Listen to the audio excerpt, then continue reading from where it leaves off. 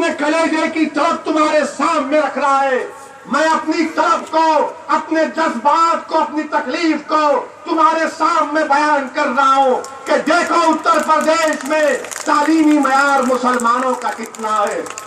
हिंदुस्तान के मुसलमानों का खवानगी का तनासुब 68% है और उत्तर प्रदेश में मुसलमानों का खवानगी का तनासुब 58% है। क्या आप नहीं चाहेंगे आपके बच्चे तालीम याफ्ता हो जाएं? पूरे हिंदुस्तान में मुसलमानों के खवानगी का तनासुब 9% बढ़ा, उत्तर प्रदेश में सिर्फ 2% बढ़ा। क्या करेंगे लैपटॉप लेकर? क्या करेंगे लैपटॉप लेकर?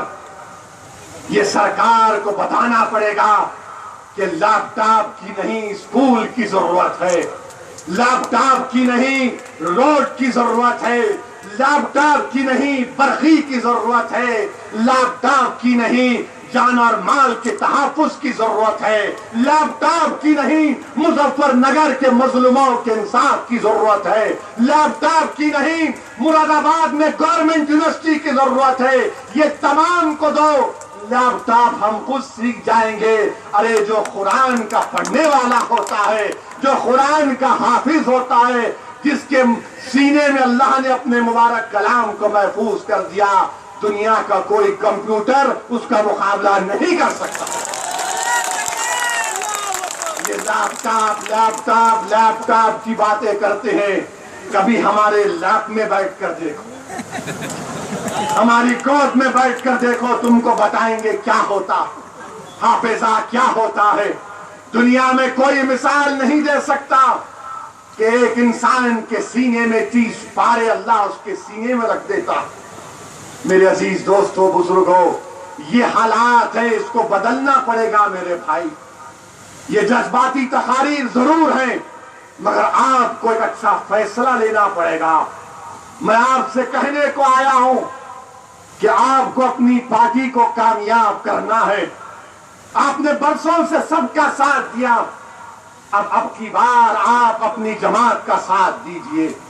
लोग कहते हैं कि नहीं, अगर हम ओवैसी का साथ देंगे तो शायद फिरका परस्ती में इजाफा होगा। मेरे भाई, मैं तुमसे सवाल करना चाहता हूं, जो लोग बोलते फिरते हैं कि अगर ओवैसी कामयाब होगा तो फिरका परस्ती का खात्मा होगा, ओवैसी कामयाब होगा तो बात सेकुलर जहन रखने वाले जो हकीकी मानों में फिरका परस्त होते हैं, सेकुलरिज्म का चोला पहनकर कहते हैं कि कौमियत को नुकसान पहुंचेगा, नेशनलिज्म को नुकसान पहुंचेगा। मैं उनसे पूछना चाहता हूं, कश्मीर में वो वादी कश्मीर की जो आज आंसुओं की वादी बन चुकी है, कुल जमाती वफद गया कश्मीर को, क्यों नहीं समाजवादी पार्टी के लोग आए उसमें? क्या वो कौमियत का नाम नहीं था? क्या नेशनलिज्म की जरूरत नहीं थी वहां पर? क्या हिंदुस्तान का मसला नहीं है कश्मीर में जो कुछ हो रहा है? मगर समाजवादी नहीं गई, इसलिए नहीं गई कि मिस्टर मोदी नाराज हो जाएंगे। इनको मिस्टर मोदी की नाराजगी मंजूर नहीं है। बोले नहीं, मोदी अंकल नाराज हो जाएंगे। कभी किसी को बुआ तो कभी किसी को अंकल। मेरे भाई, ये अंकल बुआ छोड़ो, अब तुम्हारे सामने तुम्हारा बाप खड़ा है और हम अपना हक लेकर रहेंगे इंशाअल्लाह ताला। हम अपना हक लेकर रहेंगे इंशाअल्लाह ताला। नहीं गए, कोई नहीं आया। मैं एयरपोर्ट पर पूछा कहां है समाजवादी, तो बोले नहीं आए। क्यों नहीं आए? पूछिए उनसे।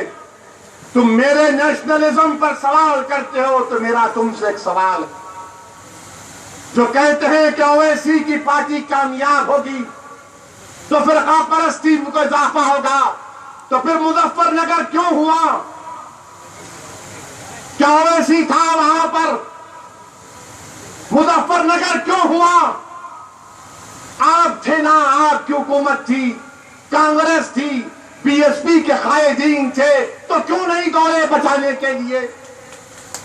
क्यों नहीं इंसाफ की लड़ाई लड़ी?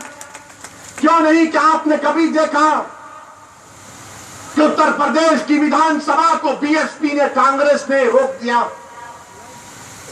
कि नहीं, मुजफ्फरनगर के लोगों का इंसाफ के लिए हम रोक नहीं, कुछ नहीं, मगर मजलिस का नाम लेंगे तो सब एक हो जाएंगे। बोले नहीं नहीं नहीं, ये नहीं आना, ये फिरका परस्त है। ठीक है, अगर मैं हिंदुस्तान का सबसे बड़ा फिरका परस्त हूं तो मुझे मालूम है मैं हूं, मैं इकरार करता हूं। अगर मजलूम अवाम के लिए लड़ना, उनकी औलाद के तालीम के लिए लड़ना अगर फिरका परस्ती है तो मुझे मंजूर है, मगर ये बता दो मुझे समझा दो, ये मैं तो एक जाहिल हूं, मैं पढ़ा लिखा नहीं हूं।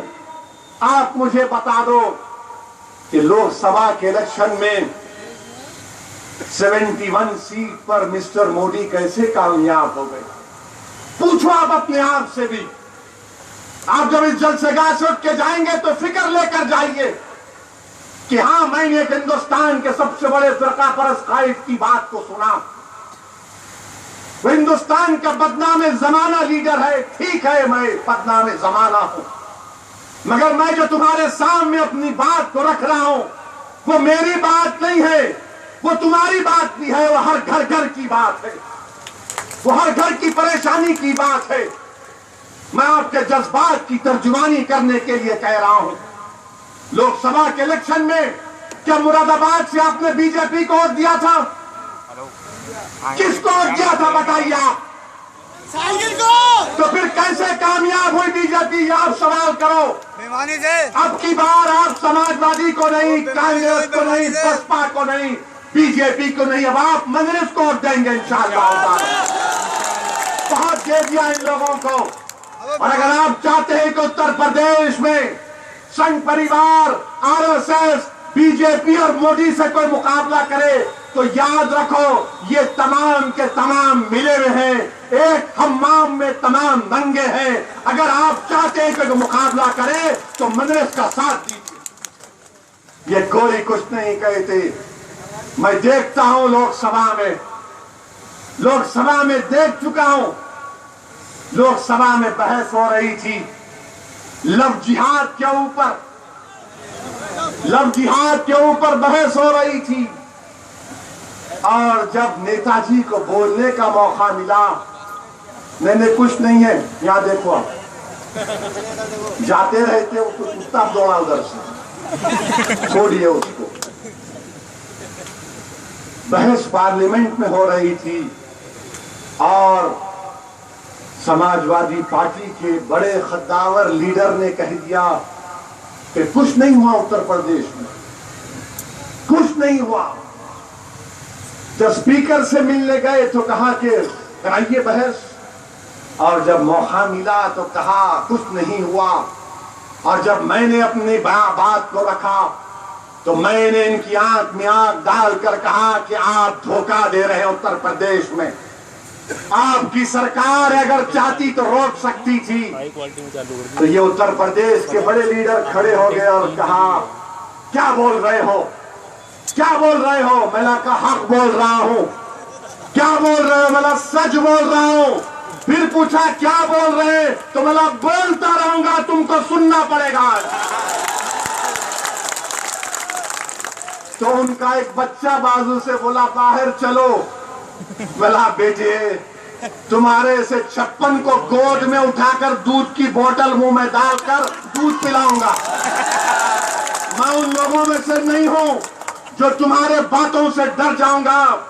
मैं मरने के लिए तैयार हूं, मुझे मौत का गम नहीं है। मुझे डर है तो मरने के बाद मैं कब्र में क्या जवाब दूंगा। मुझे डर है तो मौत का नहीं, इस बात का डर है कि कल मेरा क्या हिसाब किताब लिया जाएगा। तुम मेरी खबर में नहीं आने वाले, तुम मेरी मदद को नहीं आने वाले। और मैं जिसका उम्मती हूं मुझे उनकी सिफात मिलेगी इंशाअल्लाह। मुझे तुम्हारी सिफारिश की जरूरत नहीं है। ये मिजाज हमको पैदा करना पड़ेगा। हर महाज पर ये लोग नाकाम साबित हो चुके हैं। अब आप बताइए, दादरी का वाकया हुआ तो समाजवादी